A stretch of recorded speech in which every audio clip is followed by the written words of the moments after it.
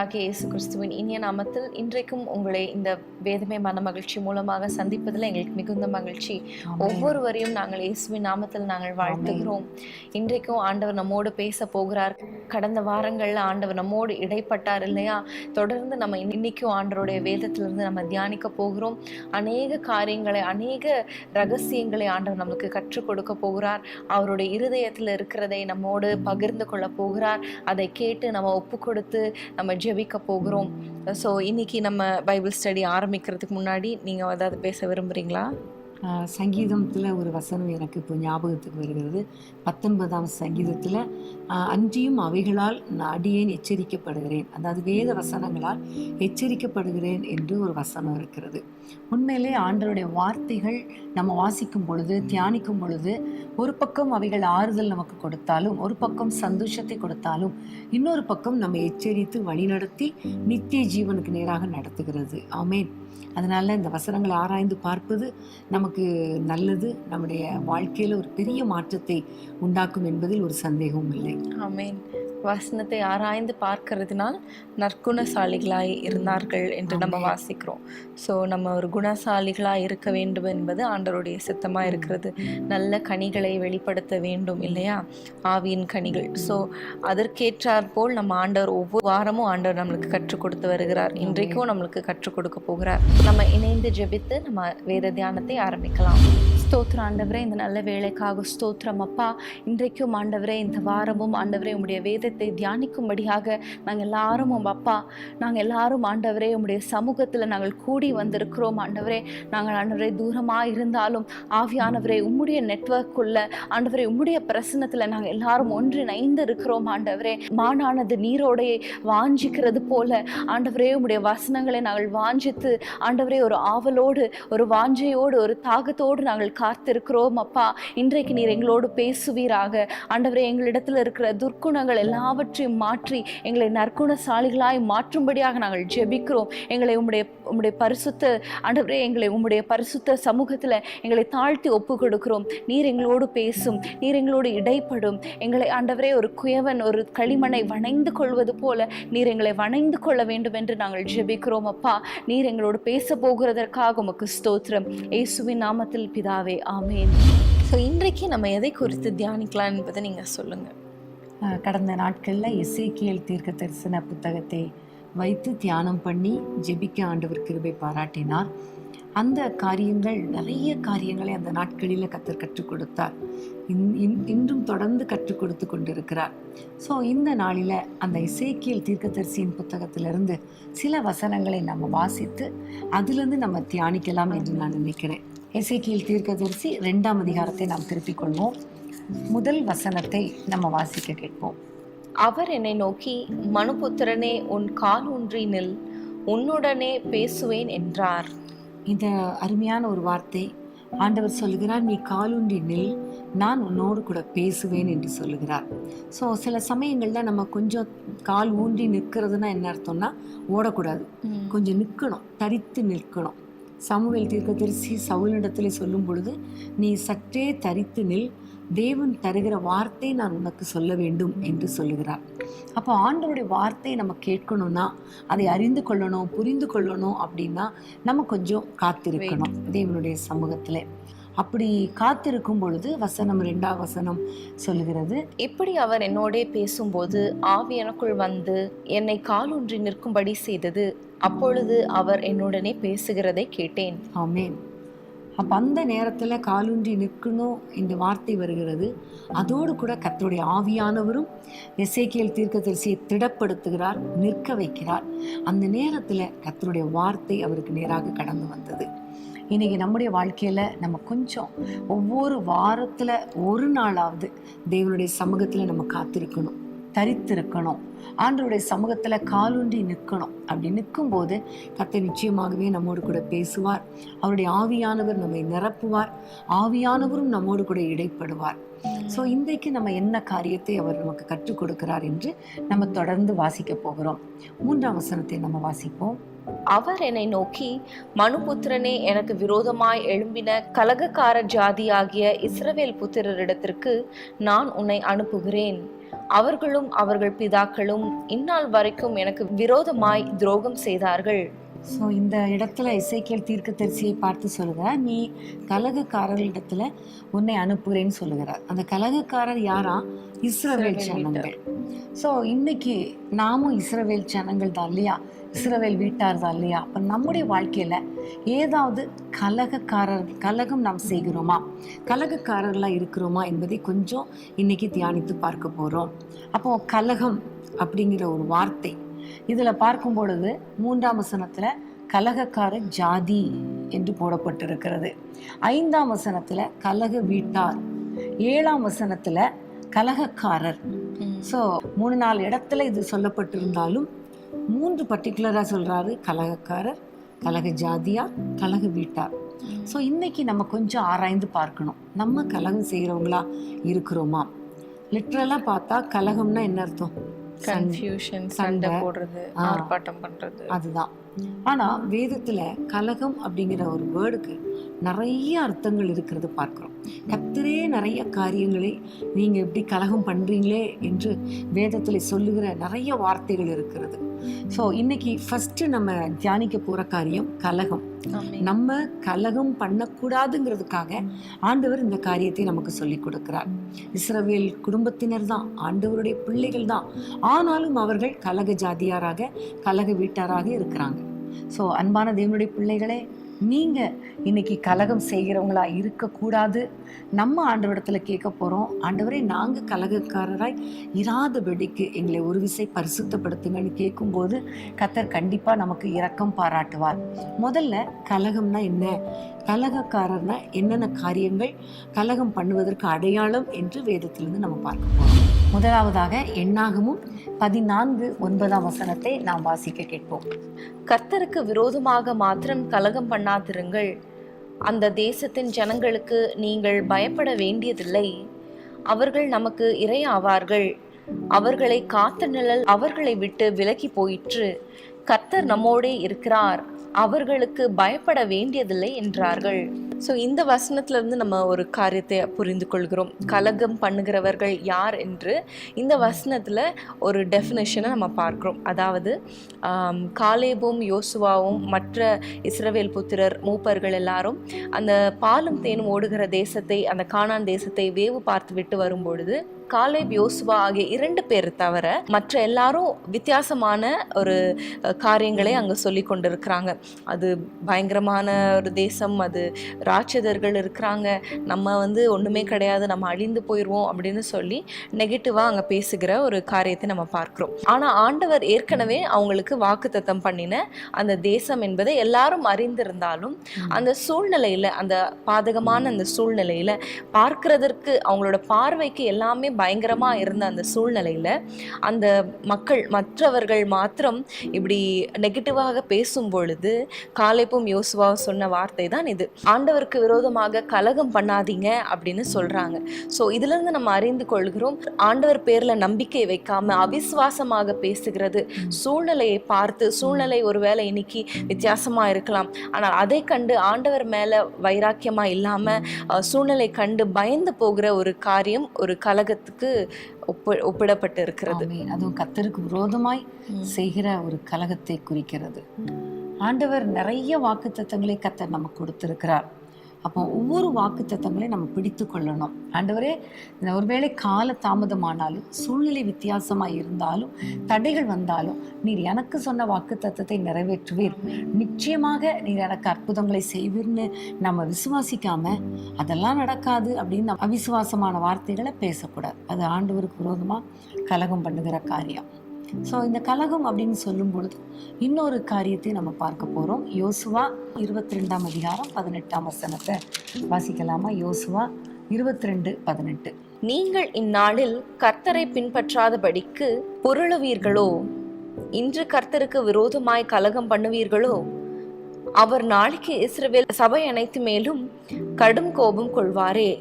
So இந்த வசனத்திலிருந்து நம்ம அறிந்து கொள்கிற காரியம், கர்த்தரை பின்பற்றுகிறதை விட்டு விலகுவது, புரளுவது, பின்பற்றாமல் போவது, அது கலகத்துக்கு அடையாளமா இருக்கிறது. ஒரு காலத்துல பார்க்கும் பொழுது பேதுரு ஆண்டவர் என் பின்னே வா என்று சொல்லும் பொழுது எல்லாவற்றையும் விட்டுவிட்டு கர்த்தருக்கு பின் சென்றான். ஆனா அதே பேதுரு நாட்கள் போக போக கடைசியில உபத்திரவங்கள் வரும் பொழுது ஆண்டவரை பிடித்து கொண்டு போன பொழுது தூரத்தில் பின் சென்றான் என்று பார்க்கிறோம். இன்னைக்கு நம்ம நிறைய பேர் அப்படிதான். ஒரு காலத்துல ஆண்டவர் நன்மை செஞ்சா அவரை பின்பற்றுறோம், ஆண்டவர் நன்மை செய்யலைன்னா அவரை விட்டுட்டு நம்ம போயிடுறோம். ஸோ இதுதான் கலகம் பண்ணுவதற்கு அடையாளமா இருக்கிறது. ஆண்டவரை பின்பற்றாமல் பிற காரியங்களை பின்பற்றுவது, ஆண்டவர் விட்டு தூரம் போகிறதும் கலகத்துக்கு ஒப்பிடப்பட்டிருக்கிறது. ரூத்துடைய வாழ்க்கையில பார்த்தா அவள் சொல்கிறாள், நான் ஆண்டவரை தான் பின்பற்றுவேன், எந்த சூழ்நிலை வந்தாலும் உம்முடைய தேவன் என்னுடைய தேவன் என்று பின்பற்றுகிறதை நம்ம பார்க்கிறோம். பிரியமானவர்களே, இன்றைக்கு நீங்க கர்த்தருக்கு விரோதமாய் இந்த கலகம் பண்ணவே கூடாது. கர்த்தர் அற்புதங்கள் செய்கிறாரோ செய்யலையோ, ஆண்டவரே நான் உங்களை விட்டு பின்வாங்க மாட்டேன், பின் தொடர்வேன் என்று சொல்லும் பொழுது கர்த்தருக்கு நம்ம விரோதமாக கலகம் பண்ணவில்லை என்று அர்த்தம். ஸோ ஒவ்வொரு நாளும் ஆண்டவரை பின்பற்ற நம்மை கம்ப்ளீட்டா ஒப்பு கொடுக்கணும். நம்ம பின்பற்றினாதான் நம்முடைய சந்ததி பின்பற்றுவார்கள். ஆமேன். இன்னும் ஒரு கலகத்தை நம்ம பார்க்க போறோம். 1 சாமுவேல் 12ஆம் அதிகாரம் 15ஆம் வசனம். நீங்கள் கர்த்தருடைய சத்தத்திற்கு கீழ்ப்படியாமல் கர்த்தருடைய வாக்குக்கு விரோதமாய் கலகம் பண்ணினீர்களானால் கர்த்தருடைய கை உங்கள் பிதாக்களுக்கு விரோதமாய் இருந்தது போல உங்களுக்கும் விரோதமாய் இருக்கும். ஸோ கர்த்தருடைய வார்த்தைக்கு விரோதமாக நடக்கிற ஒரு காரியத்தை பார்க்கிறோம். அது கலகம் பண்ணுகிறதுக்கு ஒப்பா இருக்கிறது என்பதை நம்ம பார்க்கிறோம். ஸோ ஆண்டவருடைய வசனத்துக்கு விரோதமாக, ஆண்டவருடைய வார்த்தைக்கு விரோதமாக, ஆண்டவர் நம்மளுக்கு கட்டளையிட்ட காரியங்களுக்கு கீழ்ப்படியாமல் நடப்பதும் கலகத்துக்கு ஒப்பிடப்பட்டு இருக்கிறது. ஆமென். அதுதான் ஏசாயா 30ஆம் அதிகாரம் 9ஆம் வசனத்துல நம்ம பார்க்கிறோம். ஏசாயா 30:9. இவர்கள் கலகமுள்ள ஜனங்களும் பொய் பேசுகிற பிள்ளைகளும் கர்த்தருடைய வேதத்தை கேட்க மனதில்லாத புத்திரருமாய் இருக்கிறார்கள். இவ்வளவு அருமையான ஒரு வார்த்தை. அதே காரியத்தை இங்க பார்க்கிறோம். ரொம்ப கிளியரா வேதத்துல சொல்லப்படுகிறது. கர்த்தருடைய வார்த்தையை கேட்க மனதில்லாமல், கர்த்தருடைய வார்த்தைக்கு நம்ம செவி கொடுக்கலன்னா நம்ம தான் கலகக்காரர்கள். அதுதான் தானியேல்லையும் ஒரு அருமையான வசனம் உண்டு. தானியேல் 9:5. நாங்கள் பாவம் செய்து அக்கிரமக்காரராயிருந்து துன்மார்க்கமாய் நடந்து கலகம் பண்ணி உம்முடைய கற்பனைகளையும் உம்முடைய நியாயங்களையும் விட்டு அகன்று போனோம். கர்த்தருடைய வார்த்தைகளை கேட்காமல் அகன்று போகும் பொழுது பாவம் உள்ள வந்துருது. பாவம் செய்து கலகம் பண்ணி விடுகிறோம். ஸோ ஆண்டவரிடத்துல நம்ம அதிகமாக ஜெபிக்கணும். ஆண்டவரே, உங்களுடைய வார்த்தையின்படி நடக்கிறவர்களாக எங்களை மாற்றுங்க. எந்த விதத்திலும் உங்களுடைய வார்த்தையை விட்டு உங்களுடைய வார்த்தைக்கு கீழ்ப்படியாமல் உமக்கு விரோதமாக நாங்கள் கலகம் பண்ண மாட்டோம் என்று நம்ம ஒரு தீர்மானம் எடுக்கணும். ஏன்னா ஆண்டவர் உங்களோடு கூட பேசி கொண்டு இருக்கிறார் இல்லையா? ஆகவே ஆண்டவருடைய வார்த்தைக்கு நம்ம ஒப்பு கொடுக்கணும். இப்படி அநேக நேரங்களில் கர்த்தர் பேசுவார். நாம் தனியாக பைபிளை மெடிடேட் பண்ணும்போது கர்த்தர் பேசுவார். இன்னும் நிறைய செய்திகள் மூலமாக, ஊழியர்கள் மூலமாக கர்த்தர் பேசுவார். அப்படி பேசுகிற காரியங்கள் அத்தனைக்கும் நம்ம செவி கொடுக்கணும். அதற்கு கீழ்ப்படியும் பொழுதுதான் நம்ம கலகம் செய்கிறவர்களாய் இருக்க மாட்டோம். ஆமென். அடுத்ததாக உபாகமம் 9ஆம் அதிகாரம் 7ஆம் வசனம். உபாகமம் 9:7. இன்னைக்கு நிறைய வசனங்களை உங்களுக்கு எடுத்து காண்பித்து கொண்டே இருக்கிறோம். ஆகவே இதையெல்லாம் நீங்க குறித்து வைத்து உங்களுடைய தனி ஜெப நேரத்துல அதிகமாக ஜெபியுங்க. கர்த்தர் உங்களை கண்டிப்பாக ஆசீர்வதிப்பார். நீ வனாந்தரத்தில் உன் தேவனாகிய கர்த்தருக்கு கடும் கோபம் உண்டாக்கினதை நினை. அதை மறவாயாக. நீங்கள் எகிப்து தேசத்திலிருந்து புறப்பட்ட நாள் முதல் இவ்விடத்தில் வந்து சேரும் மட்டும் கர்த்தருக்கு விரோதமாய் கலகம் பண்ணினீர்கள். இங்கேயும் கலகம் என்கிற வார்த்தை வந்திருக்கிறது.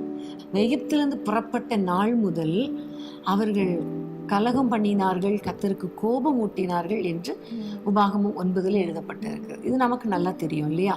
அப்ப எது அவர்கள் ஆண்டவரை கோபப்படுத்தினது, எது அவர்கள் கலகம் பண்ணுന്ന காரியத்துக்கு அடையாளமா இருக்கிறது என்று பார்த்தால் முறுமுறுப்பு.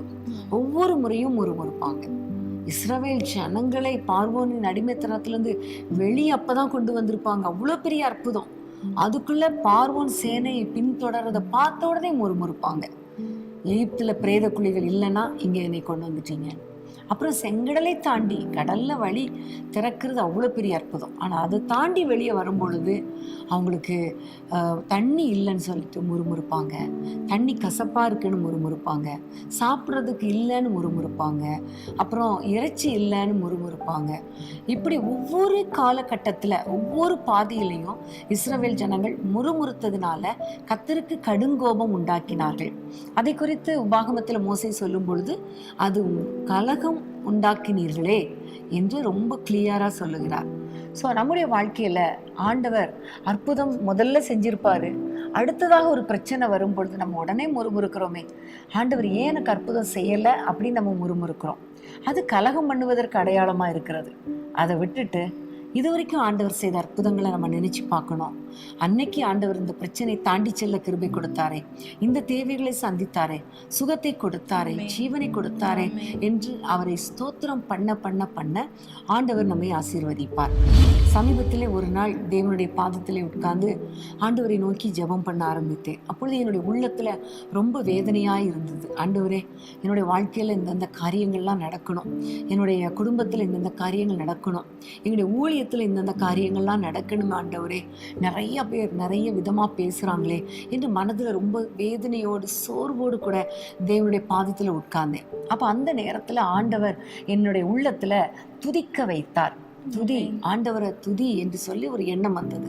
அப்பதான் நான் ஆண்டவரை நோக்கி, ஆண்டவரே நீர் எவ்வளோ நல்லவர், ஆண்டவரே நீர் எவ்வளோ அதிசயமானவர், நீர் எவ்வளவு பெரியவர் அப்பா, எனக்கு எவ்வளோ அற்புதங்களை செய்தீர். இப்படியே நான் சொல்லிக்கொண்டே இருந்தேன், ஆண்டவரை துதித்து கொண்டே இருந்தேன். நீர் எவ்வளவு நல்லவர் அப்பா, நீர் எவ்வளவு நல்லவர், உங்களை மாதிரி யார் இருக்கா என்று நான் துதித்து கொண்டே இருக்கும்பொழுதுதான் திடீர் என்னுடைய நாவில் அந்த பாடலை ஆண்டவர் கொடுத்தார். எவ்வளவு நல்லவர், நீர் எவ்வளவு நல்லவர். நான் அப்போ நினைக்கும்போது ஏதோ சண்டே கிளாஸ் பாட்டு மாதிரி, காட் இஸ் ஸோ குட், அந்த இயேசு நல்லவர், அந்த பாட்டு மாதிரி நமக்கு வருது அப்படின்னு நினச்சிட்டு பாடிட்டு இருந்தேன். ஆனால் வர வர வர வர ஒவ்வொரு வார்த்தைகளாக கொடுத்தார், ஒவ்வொரு ஸ்டான்ஸாவாக கொடுத்தார். கர்த்தர் எனக்கு செய்த நன்மைகள், எப்படி எனக்கு ஜீவனை கர்த்தர் கொடுத்தார், எப்படி ஆண்டவர் பாவத்திலிருந்து தூக்கி எடுத்தார், எப்படி சுகத்தை கொடுத்தார், எனக்கு அவர் பரிகாரியாக இருந்தார், எப்படி கடந்த நாட்கள் என்னுடைய துக்கங்களை எல்லாம் மாற்றினார் என்று ஒவ்வொரு வார்த்தையாக சொல்லி சொல்லி, அப்பா நீ நல்லவர், நீ எவ்வளவு நல்லவர் என்று சொல்லி ஜெபிக்க ஜெபிக்க ஜெபிக்க, துதிக்க துதிக்க துதிக்க அந்த பாடல் ரொம்ப அருமையாக வந்தது.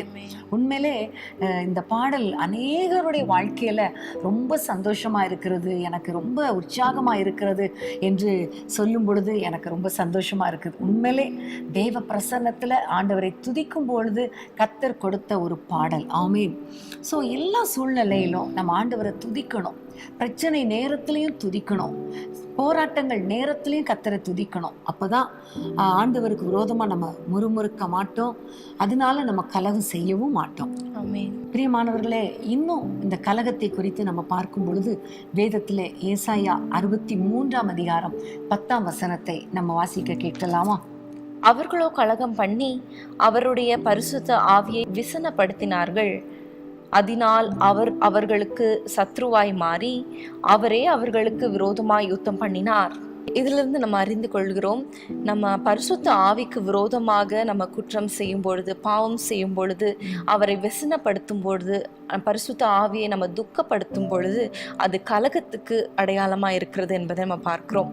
ஆதி திருச்சபையில் கூட அனனியா சப்பிராலை குறித்து நம்ம பார்க்கும் பொழுது, அவங்க பரிசுத்த ஆவியானவருக்கு விரோதமாக அவங்க பொய் சொல்லும்போது அவங்க இறந்து போயிட்டாங்க. ஸோ இந்த வசனத்தில் நம்ம பார்க்கிறோம் இல்லையா, அவரை நம்ம விசனப்படுத்தும் போது அவர் நம்மளுக்கு விரோதமாக யுத்தம் பண்ணுகிறார். ஸோ அவங்க உயிரே அவங்க இழந்துட்டாங்க. ஆண்டவருக்கு விரோதமாக அவங்க பொய் சொன்னதுனால ஆண்டவரே அவங்களுக்கு விரோதமாக மாறி அவங்களுக்கு சத்ருவாய் மாறிட்டார். ரொம்ப கஷ்டமான ஒரு வார்த்தை இல்லையா? ஆண்டவரே நமக்கு சத்ருவா மாறுறது எவ்வளோ பெரிய கஷ்டமான காரியம். ஆமென். சவுலை குறித்து கூட நம்ம பார்க்கும் பொழுது, சவுலை நாம் ராஜாவாக நான் நியமித்தது எனக்கு மனஸ்தாபமாக இருக்கிறது என்று சொல்லி கர்த்தர் சொல்லுகிறது நம்ம பார்க்கிறோம். அவர் அபிஷேகம் பெற்றவர் சவுல், ஆனால் அவர் கொள்ளையின் மேலே பறந்து கர்த்தருடைய வார்த்தைக்கு கீழ்ப்படியாமல் போய் கர்த்தருக்கு விரோதமாக கலகம் பண்ணி பரிசுத்த ஆவியானவரை துக்கப்படுத்திட்டார். ஏண்டா இவனை அபிஷேகம் பண்ணும் அப்படிங்கிற அளவுக்கு அவர் விசனப்பட்டுட்டார். ஆனால் தாவீதை பார்க்கும் பொழுது சவுல் அவனை தொடர்ந்து போனாலும் அபிஷேகம் பண்ணப்பட்டவருக்கு விரோதமாக நான் பேச மாட்டேன் என்று சொல்லி அவன் பரிசுத்த ஆவியானவருக்கு துக்கப்படுத்தக்கூடாதுங்கிறதுல ரொம்ப ஜாக்கிரதையாக இருந்ததை நம்ம பார்க்குறோம். நம்முடைய வாழ்க்கையில் கூட நம்ம பரிசுத்த ஆவியானவருக்கு விரோதமாக நம்ம பேசும் பொழுது, அவரை துக்கப்படுத்தும் பொழுது, நமக்கு அவருக்கு விரோதமாக கலகம் பண்ணுகிறவர்களாய் மாறிவிடுகிறோம். இன்றைக்கி நிறைய பேர் சர்வசாதாரணமாக நம்ம ஆவியானவரை துக்கப்படுத்தி விடுகிறோம். ஆவியானவருடைய கிரியைகளை மட்டுப்படுத்தி விடுகிறோம். ஆவியானவருக்கு விரோதமாக பொய் பேசுகிறோம். ஆவியானவருக்கு விரோதமாக அபிஷேகம் பண்ணப்பட்டவர்களை நம்ம பேசுகிறோம். இன்றைக்கி ஆண்டவரிடத்தில் நம்ம மன்னிப்பு கேட்க போகிறோம். ஆண்டவரே, நான் இப்படிப்பட்ட கலகங்கள் பண்ண மாட்டேன், இப்படிப்பட்ட துரோகங்களை நான் உமக்கு விரோதமாக பண்ண மாட்டேன், உங்களை துக்கப்படுத்த மாட்டேன் என்று சொல்லும் பொழுது ஆவியானவர் நம்மை மன்னித்து நம்மை ஆசீர்வதிக்க அவர் வல்லமை உடையவராக இருக்கிறார். ஆமென். ஆமேன். யோசுவாவில் கூட நம்ம பார்க்கும்பொழுது ஆகான் அந்த சால்வையை எடுத்து வைத்து கொண்ட போது அது ஒரு விக்கிரக ஆராதனைக்கு அடையாளமாக இருக்கிறது இல்லையா? அந்த விக்கிரக ஆராதனை சால்வை அவங்க எடுத்து அவங்க மறைச்சி வச்சுக்கிட்டாங்க அவங்க கூடாரத்தில். ஸோ ஆண்டவருக்கு விருப்பமில்லாத காரியங்கள் நம்மளுடைய வாழ்க்கையில் இருக்கும் பொழுது, ஆண்டவரை துக்கப்படுத்துகிற காரியங்கள் நம்ம வாழ்க்கையில் கூட மறைவான குற்றங்கள் இருக்கும் பொழுது, விக்கிரக ஆராதனை, பண ஆசை விக்கிரக ஆராதனைக்கு ஒப்பிடப்பட்டிருக்கிறது. ஸோ அப்படிப்பட்ட காரியங்கள் இருக்கும்பொழுது அந்த ஆயி பட்டணத்தில் நம்ம பார்த்தோம், நம்ம எல்லாருக்கும் தெரியும், அங்கே அவங்களுக்கு ஒரு தோல்வியை நம்ம பார்த்தோம். ஸோ ஆண்டவரே அவங்களுக்கு சத்ருவாய் மாறி அவங்களுக்கு விரோதமாக யுத்தம் பண்ணுகிறார் என்பதை நம்ம இங்கே வாசித்தது போல அதை நம்ம அங்கேயும் பார்க்கிறோம். ஆயி பட்டணத்தில் அவங்களுக்கு ஒரு பெரிய தோல்வி. ஏன்னா அந்த ஒரு காரியத்தினால, ஒரு விக்கிரக ஆராதனை அவங்க செய்தது, அந்த விக்கிரக காரியத்தை அந்த ஆகான் வைத்ததுனால முழு இஸ்ரவேல் குடும்பத்திற்கும் ஒரு தோல்வியை ஆண்டவர் அங்கே கட்டளையிட்டார். ஆமென். ஸோ இன்னைக்கு நம்ம ஆராய்ந்து பார்க்கணும், எந்தெந்த விதத்தில் பரிசுத்த ஆவியானவரை துக்கப்படுத்துகிறோம், அவருக்கு விரோதமாய் கலகம் செய்கிறோம் என்று நம்ம ஆராய்ந்து பார்த்து ஆண்டவருடைய சமூகத்தில் சரி பண்ணப்பட வேண்டிய, நம்மை நாமே சரி பண்ண வேண்டிய ஒரு நேரத்துக்குள்ளே நம்ம வந்திருக்கிறோம். இன்னும் இந்த கலகம் அப்படிங்கிற காரியத்தில் இன்னும் ஒரே ஒரு காரியத்தை நம்ம வாசித்து நம்ம ஜெபிக்கலாம். யாக்கோபுல 3ஆம் அதிகாரம் 16ஆம் வசனத்தில் ஒரு அருமையான ஒரு வார்த்தை, அதாவது லிட்ரலாக கலகம்னா என்ன அப்படிங்கிறது அதில் எழுதியிருக்கிறது. அதை நம்ம வாசிக்கலாம்.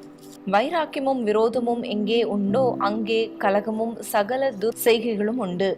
இந்த இடத்துல நம்ம பார்க்கும் பொழுது பிரியமானவர்களே, வைராக்கியமும் விரோதமும் எங்கே இருக்கிறதோ அங்கே கலகம் உண்டு என்று வேதத்தில் பார்க்கிறோம். ஒரு மனுஷனுக்குள்ள வைராக்கியம், யாரை குறித்தாவது ஒரு வைராக்கியம், குடும்பத்தினர் மற்றவர்களை குறித்து ஒரு விரோதம் இருக்கும் பொழுது அங்கு கண்டிப்பாக கலகம்தான் வரும் என்பது நமக்கு தெரியும் இல்லையா? நம்ம குடும்பத்திலேயே நம்ம பார்த்துருக்குறோம். யார் மேலேயாவது நமக்கு கோபம் இருந்துச்சுன்னா அந்த கோபத்தின் வெளிப்படை தான் சண்டை போடுறோம், வாக்குவாதம் பண்ணுறோம், எரிஞ்சு விழுறோம், தேவையில்லாத வார்த்தைகளை நம்ம பேசுகிறோம். இன்றைக்கு ஆண்டவர் தெளிவாய் சொல்லுகிறார், நமக்குள்ளே வைராக்கியம் இருக்கக்கூடாது, விரோதம் இருக்கக்கூடாது, கசப்பு இருக்கக்கூடாது. இதெல்லாம் இருந்துச்சுன்னா கண்டிப்பாக அங்கே ஒரு பெரிய கலகம், அதாவது ஒரு பெரிய யுத்தம் அல்லது ஒரு பெரிய சண்டையே வந்துரும்னு ஆண்டவர் சொல்லுகிறார். ஸோ இன்றைக்கி ஆண்டவரிடத்தில் சொல்ல போகிற, ஆண்டவரே, யாரை குறித்தாவது எனக்குள்ளே ஒரு வைராக்கியம் இருக்குதுன்னா அதை நம்முடைய பாதத்தில் இறக்கி வைக்கிறேன். ஆண்டவரே, எனக்குள்ளே இருக்கிற கசப்பு, மன்னியாத தன்மை, வைராக்கியம், விரோதம், இவை எல்லாவற்றையும் நான் எடுத்து வெளியே தூக்கி வீசுகிறேன் அப்பா, கசப்பான வேரை பிடுங்கி எடுத்து போடுகிறேன் என்று ஆண்டவரிடத்தில் நீங்கள் சொல்லும் பொழுது கர்த்தர் உங்களுக்கு கிருபை பாராட்டுவார். அப்பொழுது அந்த கலகம் மாறிடும், சமாதானத்தால் கர்த்தர் நம்மை நிரப்புவார். ஆமென். கர்த்தருக்கு ஸ்தோத்திரம். பிரியமானவர்களே, இந்த நேரத்தில் ஆண்டவர் நமக்கு கற்றுக் கொடுத்த காரியம், எசேக்கியேல் 2ஆம் அதிகாரத்தில் கலக வீட்டார் என்று சொல்லி, அந்த கலகம் பண்ணுகிறவங்க எப்படிப்பட்டவங்க, யார் யார் கலகம் பண்ணுகிறவங்க, தேவனுக்கு விரோதமாய் கலகம் பண்ணுகிறவர்கள் யார் என்பதை அழகாய் ஆண்டவர் இன்னைக்கு கற்றுக் கொடுத்தார் இல்லையா? ஆகவே இப்போ நம்ம ஜெபிக்க போகிறோம். ஆண்டவரே, நாங்கள் ஒரு பரிசுத்தம் உள்ளவர்களாய் வாழணும், கலகம் பண்ணக்கூடாது என்று ஆண்டவருடைய சமூகத்தில் கெஞ்சி கேட்டு நம்ம ஜெபிப்போமா? அன்பின் ஆண்டவரே, நாங்கள் எல்லாரும் இணைந்து உம்மை நோக்கி பார்க்கிறோம் அப்பா. கலக வீட்டாராய் இருக்கிறார்கள் இஸ்ரவேல் புத்திரர் என்று சொல்லி நீர் மிகவும் வருத்தப்பட்ட அந்த வார்த்தையை நாங்கள் வாசித்தோம் அப்பா. நாங்களும் ஆண்டவரே அநேக நேரங்களில் உமக்கு விரோதமாய் நாங்கள் கலகம் பண்ணுகிறவர்களாய் இருக்கிறோமே அப்பா. உம்முடைய வாக்கு தத்தத்தை நாங்கள் நம்பாமல், உம்மை நாங்கள் விசுவாசிக்காமல், அவிசுவாசமான வார்த்தைகளை பேசுவதின் நிமித்தம் உமக்கு விரோதமாய் நாங்கள் கலகம் பண்ணிக்கொண்டே இருக்கிறோம் அப்பா. உம்முடைய வார்த்தைகளுக்கு கீழ்ப்படியாமல் போவதினால உமக்கு விரோதமாய் நாங்கள் கலகம் கலகம் பண்ணுகிறோம். உம்மை பின்பற்றாமல், உம்மை தேடாமல், உமக்காக வாழாமல், உம்மை விட்டு நாங்கள் பின்வாங்குகிற ஒரு வாழ்க்கை வாழும் பொழுது ஆண்டவரே நாங்கள் கலகம் செய்கிறவர்களாய் மாறி விடுகிறோம் அப்பா. அது மாத்திரம் அல்ல ஆண்டவரே, பரிசுத்த ஆவியானவரே, உமக்கு விரோதமாக நாங்கள் பேசி உம்மை துக்கப்படுத்துவதினால கலகம் பண்ணுகிறவர்களாய் மாறி விடுகிறோமே. கர்த்தர் மனம் இறங்குவீராக. முறுமுறுப்பு எங்களை விட்டு எடுத்து போடுங்கப்பா. ஆண்டவரே, நாங்கள் முறுமுறுக்கிறதுனால உங்களுக்கு கோபத்தை உண்டாக்கி கலகம் பண்ணுகிறவர்களாய் நாங்கள் மாறி விடுகிறோம் அப்பா. இந்த காரியங்கள் எல்லாம் கர்த்தர் எடுத்து போட்டு, வைராக்கியங்கள் விரோதங்களை எங்களை விட்டு எடுத்து போட்டு ஆண்டவரே கலகக்காரர்களாய் இல்லாமல் ஆண்டவரே அமைதல் உள்ளவர்களாய், சாந்தம் உள்ளவர்களாய், குடும்பத்தில் இணக்கம் உள்ளவர்களாய், குடும்பத்தில் சமாதானத்தை உண்டு பண்ணுகிறவர்களாய் எங்களை மாற்ற வேண்டும் என்று நாங்கள் ஜெபிக்கிறோம். எல்லா சத்துருவின் கிரியைகள், கலகத்தை உண்டாக்குகிற சத்துருவின் கிரியைகள் இயேசுவின் நாமத்தில் அழிக்கப்படுவதாக நாங்கள் ஜெபிக்கிறோம். ஆண்டவரே, உமக்கு பின் சென்று உம்முடைய வார்த்தைகளுக்கு கீழ்ப்படிந்து ஆவியானவரோடு இணைந்து ஆண்டவரே உமக்கு பிரியமான வாழ்க்கை வாழ்ந்து உம்முடைய நாமத்தை மகிமைப்படுத்த எங்களுக்கு கிருபை கொடுப்பீராக. இந்த கலகம் முற்றிலும் எங்களை விட்டு வெளியேறுவதாக நாங்கள் ஜெபிக்கிறோம். இயேசுவின் நாமத்தில் பிதாவே, ஆமேன், ஆமேன். பிரியமானவர்களே, இன்றைக்கும் ஆண்டவர் கலகக்காரரை குறித்து அடையாளம் காட்டி கொண்டிருக்கிறார். நம்ம கூட கலகக்காரராக இருந்தால் இன்றைக்கு நம்ம ஒப்பு கொடுத்து ஜெபித்திருக்கிறோம் இல்லையா? ஆண்டவருக்கு பிரியமான பிள்ளைகளாக நம்ம வாழ நம்ம ஒப்பு கொடுப்போம். மேலும் ஆண்டவர் என்னென்ன காரியத்தை குறித்து நம்மோடு இடைப்பட விரும்புகிறார் என்பதை குறித்து நம்ம தொடர்ந்து தியானிக்கலாம். ஆனால் அதற்கு முன்பதாக ஒரு சிறிய இடைவேளை. நல்லவர்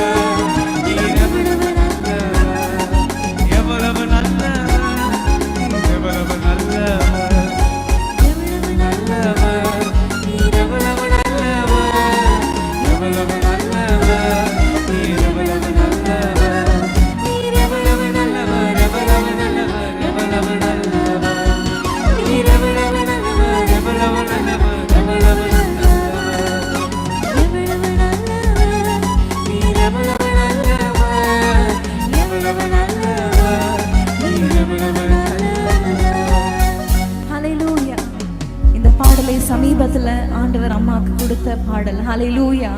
இந்த பாடலை பாடும்போதே ஆண்டவருடைய அன்பு நம்மளை நிறைக்குது இல்லையா? அவருடைய அன்பு நம்மளை நினைத்து பார்க்கும் பொழுது எவ்வளவு பெரிய தேவன் இல்லையா? எவ்வளவு அன்பான தேவன், நம் பாவம் தீர்த்த தேவன், நம்மளுடைய நோயை குணமாக்கின பரிகாரியாய் இருந்தார். இந்த கொள்ளை நோய் காலத்தில் எவ்வளவு நன்மையாய் ஆண்டவர் நம்மளுக்கு பாதுகாப்பை கொடுத்தார் இல்லையா? ஒருவேளை நீங்கள் கோவிட்னால பாதிக்கப்பட்டிருக்கலாம், அதிலிருந்து மீண்டு வர ஆண்டவர் கிருபை செய்தார். ஹல்லேலூயா. அவர் நம்மோடு இருக்கிற தேவனாய் இருக்கிறார், நம்மை காத்த எபினேசராய் இருக்கிறார், இம்மட்டும் நடத்தின எபினேசராய் இருக்கிறார். திரும்ப இந்த பாடலை நம்ம பாட போறோம். சந்தோஷமாக கரங்களை தட்டி எங்களோடு சேர்ந்து ஆண்டவருடைய அன்பை உணர்ந்து, ஆண்டவரே நீர் எவ்வளவு நல்லவராய் இருக்கிறீரப்பா என்று சொல்லி பாடுவோமா? எவ்வளவு நல்லவர் நீர், எவ்வளவு நல்லவர், எவ்வளவு நல்லவர் நீர், எவ்வளவு நல்லவர், எவ்வளவு நல்லவர் நீர், எவ்வளவு நல்லவர், எவ்வளவு நல்லவர் நீர், எவ்வளவு நல்லவர், நீர் எவ்வளவு நல்லவர், எவ்வளவு நல்லவர், எவ்வளவு நல்லவர் நீர், எவ்வளவு நல்லவர், எவ்வளவு நல்லவர், எவ்வளவு நல்லவர். என்னோடு இருக்கும் இம்மானுவேலே எவ்வளவு நல்லவர், இம்மட்டும் காத்த எபினேசரே நீ எவ்வளவு நல்லவர். என் பெயரை ஜீவ புத்தகத்தில் எழுதினீரே நீ நல்லவர், அழிவிலிருந்து மீட்டவரே நீ நல்லவர். இம்மானுவேலே எவ்வளவு நல்லவர், இம்மட்டும் காத்த எபினேசரே நீ எவ்வளவு நல்லவர். என் பெயரை ஜீவ புத்தகத்தில் எழுதினீரே நீ நல்லவர், சிவனை அழிவிலிருந்து மீட்டவரே நீ நல்லவர். எவ்வளவு நல்லவர் நீர், எவ்வளவு நல்லவர், எவ்வளவு நல்லவர் நீர், எவ்வளவு நல்லவர், எவ்வளவு நல்லவர் நீர், எவ்வளவு நல்லவர், எவ்வளவு நல்லவர் நீர், எவ்வளவு நல்லவர், நீர் எவ்வளவு நல்லவர், எவ்வளவு நல்லவர், எவ்வளவு நல்லவர் நீர், எவ்வளவு நல்லவர், எவ்வளவு நல்லவர், எவ்வளவு நல்லவர் நீர், எவ்வளவு நல்லவர், எவ்வளவு நல்லவர், எவ்வளவு நல்லவர் நீர், எவ்வளவு நல்லவர், எவ்வளவு நல்லவர் நீர், எவ்வளவு நல்லவர். பிரியமானவர்களே, ஆண்டவராகிய இயேசு கிறிஸ்துவின் இனிய நாமத்தில் வேதமே மனமகிழ்ச்சியில் உங்களை மீண்டும் வரவேற்கிறோம். இன்றைக்கும் நம்ம கலகக்காரரை குறித்து நம்ம பார்த்தோம். அடுத்ததாக எதை குறித்து, எந்த மாதிரியான ஒரு நபரை குறித்து பார்க்க போகிறோம் என்பதை நீங்கள் சொல்லுங்கள். முதல்ல நம்ம கலகம் அப்படிங்கிற ஒரு டாபிக் கீழே நம்ம தியானிக்க கர்த்தர் கிருபை கொடுத்தார். இப்போ கடினம், ஹார்ட்னஸ் இல்லையா, அந்த கடினத்தை குறித்து நம்ம பார்க்க போகிறோம். அதுவும் அதே எசேக்கியேல் 2ஆம் அதிகாரத்தில் இருக்கிறது. 4ஆம் வசனத்தை நம்ம வாசிப்போம். அவர்கள் கடின முகமும் முரட்டாட்ட இருதயமுள்ள புத்திரர், அவர்களிடத்துக்கு நான் உன்னை அனுப்புகிறேன். கர்த்தராகிய ஆண்டவர் இன்னதை உரைக்கிறார் என்று அவர்களோட சொல்லு. இங்க பார்க்கிறோம் இன்னொரு குரூப் ஆஃப் பீப்புள். அவங்க எப்படிப்பட்டவங்களாம்? கடின முகமுடைய மக்கள். ஸோ கடின முகம் அப்படின்னு சொல்லும்போது, ஒரு முகம் அப்படி கடினமாக இருக்குனாலே நமக்கு தெரியும் அது கோபமாக இருக்குது, அல்லது ரொம்ப டென்ஷனாக இருக்குது, அல்லது இரக்கமே இல்லை அந்த முகத்தில், அப்படின்னு அர்த்தம் இல்லையா? நம்ம பார்க்குறோம் ஆதி ஆகமத்தில் ஆபேலுடைய காணிக்கையை ஆண்டவர் அங்கீகரித்த பொழுது காயினுடைய முகநாடி வேறுபட்டது. ஸோ ஆண்டவர் ஒருவரை ஆசீர்வதிக்கும் பொழுது ஒரு எரிச்சல் அல்லது பொறாமை ஒரு மனுஷனுக்குள்ளே வரும் பொழுது அவனுடைய முகநாடி வேறுபட்டு அது அப்படி கடின முகமாய் மாறிவிடுகிறது. சிலருடைய ஃபேஸை பார்த்தாலே கடுகடுன்னு இருக்கும், அவங்க அப்படியே கோபமாக இருக்காங்க போல அப்படின்னு நம்ம நினச்சிக்கலாம். அதே மாதிரி கடின முகம் எப்பெல்லாம் வரும் அப்படின்னு அது கூட பைபிளில் நிறைய இடங்கள்ல ஆண்டவர் குறிப்பிட்டு இருக்கிறார். லாபானுடைய வாழ்க்கையில கூட அப்படிதான். யாக்கோபுக்கு நிறைய மிருக ஜீவன்கள் பெருகினதை பார்த்த உடனே அவனுடைய முகநாடியும் வேறுபட்டதை பார்க்கிறோம். எப்பவுமே ஆண்டவர் ஒரு மனுஷனை ஆசீர்வதிக்கும் பொழுது அதை பார்க்கிறவங்க சந்தோஷப்படணும். அதை விட்டுட்டு எரிச்சலும் பொறாமையும் படும் பொழுது அவங்க முகம் அப்படியே ஒரு ஹார்ட் ஃபேஸா, கடின முகமாய் மாறிவிடுகிறது. கடின முகம் என்று சொல்லும் பொழுது நீதிமொழிகளில் 2 வசனங்கள் இருக்குது, அதை நம்ம வாசிக்கலாம். நீதிமொழிகள் 25:23. வடகாற்று மழையையும் புறங்கூறுகிற நாவு கோப முகத்தையும் பிறப்பிக்கும். நீதிமொழிகள் 21:29 நம்ம வாசிக்கலாம். துன்மார்க்கன் தன் முகத்தை கடினப்படுத்துகிறான், செம்மையானவனோ தன் வழியை நேர்படுத்துகிறான். இந்த 2 வசனத்தையும் பார்க்கும் பொழுது புறம் கூறும்போது அது ஒரு கோப முகத்தை உண்டாக்குறது. அப்புறம் துன்மார்க்கமாய் நடக்கிறவன் கடின முகமாய் மாறுகிறது என்று நம்ம பார்க்கிறோம். ஸோ பிரியமானவர்களே, உங்களுடைய வாழ்க்கையில மற்றவர்களை குறித்து புறம் கூறும்போது உங்களுடைய ஃபேஸ் எப்படி மாறிடும் தெரியுமா? ஒரு கோபமா கடினமா மாறிடும். அதே வேளையில துன்மார்க்கமாய் நடக்கும் பொழுதும் முகம் ஹார்டா மாறுறதை நம்ம பார்க்கிறோம். பொதுவாகவே தெரியும், கொஞ்சம் ரஃப்பாக இருக்கிறவங்க, குடிக்கிறவங்க, சிகரெட் பிடிக்கிறவங்க, கோவப்படுறவங்க, சண்டை போடுறவங்க, அவங்கள பார்த்தாலே முகம் இப்படி இருக்கும், கொஞ்சம் ரஃப்பாக தான் இருக்கும் இல்லையா, ஹார்டாக தான் இருக்கும். அப்போது துன்மார்க்கனுடைய முகம் கடினமாக இருக்கும்னு பைபிள் அழகாய் சொல்லுகிறது. ஸோ நம்முடைய வழிகளை நம்ம நேர்படுத்தி சரிப்படுத்தி பொறாமை, எரிச்சல், புறங்கூறுதல், கோல் சொல்லுதல், சண்டை, வைராக்கியம் இதெல்லாம் விட்டுட்டு, துன்மார்க்கமான காரியங்களெல்லாம் விட்டுட்டு தேவனுக்கு நேராக நம்முடைய இருதயத்தை நேராக்கும் பொழுது கண்டிப்பாக நம்முடைய முகமும் நல்ல ஒரு சாஃப்டாக நல்ல ஒரு அருமையான முகமாக மாறும் என்பதில் ஒரு சந்தேகமும் கிடையாது. ஏழைகளுக்கு இறங்காதவங்க கூட முகத்தை பார்த்தா கடினமாக தான் இருப்பாங்க இல்லையா? ரோட்டில் போகும்போது சிலர் பிச்சை கேட்பாங்க. அப்போ ஒரு சிலர் அப்படியே அவங்க பர்ஸ்லேருந்து பிச்சை கொடுத்துட்டு காசு கொடுத்துட்டு போயிடுவாங்க. ஆனால் ஒரு சிலரை பார்த்துருக்கிறியா, போமா போமா அப்படின்னு சொல்கிறதே அவங்க ஃபேஸ் வந்து அப்படி ஒரு ஹார்டாக இருக்கும். அப்போது நம்முடைய வாழ்க்கையில் நம்ம ஏழைகளுக்கு இறங்கும் பொழுது நம்முடைய முகம் ஆசீர்வாதமாக இருக்கும். ஆகவே ஒவ்வொரு நாளும் ஒவ்வொரு காரியங்களையும் நம்ம ஒதுக்கி விட்டு, ஆண்டவரே என்னுடைய முகத்தில், ஆண்டவரே நான் கோபத்தை உண்டாக்கக்கூடாது, கடின முகமாக இருக்கக்கூடாது என்று நீங்கள் ஜெபிக்கணும். அப்போது எப்படி அந்த கடின முகம் மாறுவதற்கு வாய்ப்பு இருக்கா அப்படின்னு பார்த்தா, மோசேயை குறித்து பார்க்கும் பொழுது மோசே தேவ பிரசன்னத்தில் இருந்துட்டு கீழே இறங்கி வரும் பொழுது அவருடைய முகம் பிரகாசித்திருப்பதை ஜனங்கள் பார்த்தாங்க. ஹார்ட் ஃபேஸாக பார்க்கல, அந்த ஃபேஸ் ஒரு பிரைட் ஃபேஸாக இருந்ததை நம்ம பார்க்குறோம். ஸோ யாரெல்லாம் தேவனுடைய பிரசன்னத்தை வாஞ்சிக்கிறாங்களோ, ஆண்டவரை நோக்கி ஜெபிக்கிறாங்களோ, அவங்க முகம் பிரகாசமாக இருக்கும். சங்கீதம் 34:5 அவர்கள் அவரை நோக்கி பார்த்து பிரகாசம் அடைந்தார்கள், அவர்கள் முகங்கள் வெட்கப்பட்டு போகவில்லை. அப்போ சங்கீதத்துல தாவீது ராஜா நிறைய சொல்லுவார், ஆண்டவரே உம்முடைய முகத்தின் ஒளியை எங்கள் மேல் பிரகாசிக்க பண்ணும். எண்ணாகமத்துல கூட மோசே சொல்லுவாரு, கர்த்தர் தம்முடைய முகத்தை பிரசன்னமாக்கி, கர்த்தர் தம்முடைய முகத்தை பிரகாசமாக்கி எங்கள் மேல் கிருபையா இருக்க கடவர். ஸோ ஆண்டவர் தம்முடைய முகத்தின் ஒளியை நம்ம மேல வீசினாலே போதும், நம்முடைய முகம் ரொம்ப சாஃப்டா ரொம்ப பிரைட்டா கண்டிப்பா மாறும். ஆமென். ஸோ புறங்கூறுதல், துன்மார்க்கம், கடினமாய் நடந்து கொள்ளும் போது நம்ம முகமும் கடினமாய் மாறுகிறது என்பதை நம்ம அறிந்து கொள்கிறோம். ஆமென். அடுத்ததாக எசேக்கியேல் 3:7. எசேக்கியேல் 3:7. இஸ்ரவேல் வீட்டாரோவெனில் உனக்கு செவி கொடுக்க மாட்டார்கள், எனக்கே செவி கொடுக்க மாட்டோம் என்கிறார்களே. இஸ்ரவேல் வம்சத்தார் அனைவரும் கடினமான நெற்றியும் முரட்டாட்டமுள்ள இருதயமும் உள்ளவர்கள். ஆமென். இங்கே பார்க்கிறோம் கடினமான நெற்றி. அப்போ நெற்றின்னு சொல்லும் பொழுது முக்கியமான காரியம் வந்து நம்முடைய நினைவுகளை குறிக்கிறது. நெற்றியை சுருக்கி ரொம்ப யோசிக்கிறாங்களேன்னு சொல்லுவாங்க. அது மாதிரி யோசனைகள், நினைவுகள்.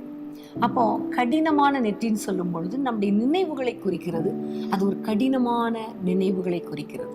மற்றவர்களுக்கு விரோதமாக நம்ம பேசுகிற காரியம், நம்முடைய நினைவுகளில் பெருமையான காரியங்கள், மேட்டுமையான காரியங்கள், அகங்காரமான காரியங்கள், இவைகளை எல்லாம் நாம் யோசிக்கும் பொழுது, நினைக்கும் பொழுது நம்முடைய நெற்றி அப்படி ஒரு ஹார்டாய் மாறிவிடுகிறது, நம்முடைய நினைவுகள் கடினமாய் மாறிவிடுகிறதை நம்ம பார்க்கிறோம். உசியா ராஜா, அவருக்கு ரொம்ப கோபம் வந்தது, மேட்டிமையானார், பெருமையானார். விளைவு அவருடைய நெற்றியில குஷ்டரோகம் வந்தது என்று நம்ம பார்க்கிறோம். அதே போல கோலியாத்துக்குள்ளே ஒரு அகங்காரம், என்னை தவிர பெரிய வீரன் யாராவது உண்டா என்று அவன் சண்டைக்கு வந்தான். ஜனங்களை கலங்க பண்ணினான். இஸ்ரவேல் ஜனங்களை அடிமையாக்க பார்த்தான்.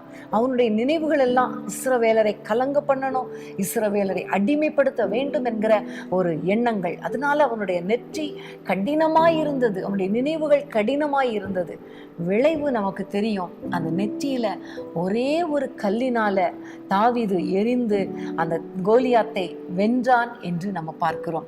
பிரியமானவர்களே, நம்முடைய நெற்றி கடினமாக இருக்கக்கூடாது. தேவையில்லாத நினைவுகளினால, அகங்காரமான நினைவுகளினால, முரட்டாட்டமான நினைவுகளினால நம்முடைய நெற்றியை நம்ம என்ன செய்யக்கூடாது?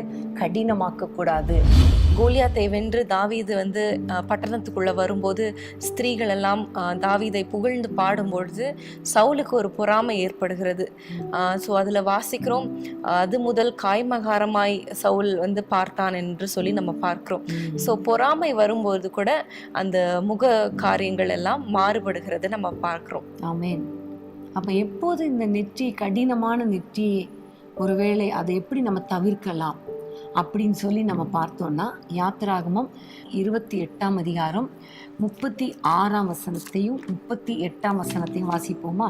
பசும் பொன்னினால் ஒரு பட்டத்தை பண்ணி கர்த்தருக்கு பரிசுத்தம் என்று அதிலே முத்திரை விட்டாக வெட்டி, இஸ்ரவேல் புத்திரர் தங்கள் பரிசுத்த காணிக்கைகளாக படைக்கும் பரிசுத்தமானவைகளின் தோஷத்தை ஆரோன் சுமக்கும்படி அது ஆரோனுடைய நெற்றியின் மேல் இருப்பதாக கர்த்தருடைய சந்நிதியில் அவர்கள் அங்கீகரிக்கப்படும்படி அது எப்பொழுதும் அவன் நெற்றியின் மேல் இருக்க வேண்டும்.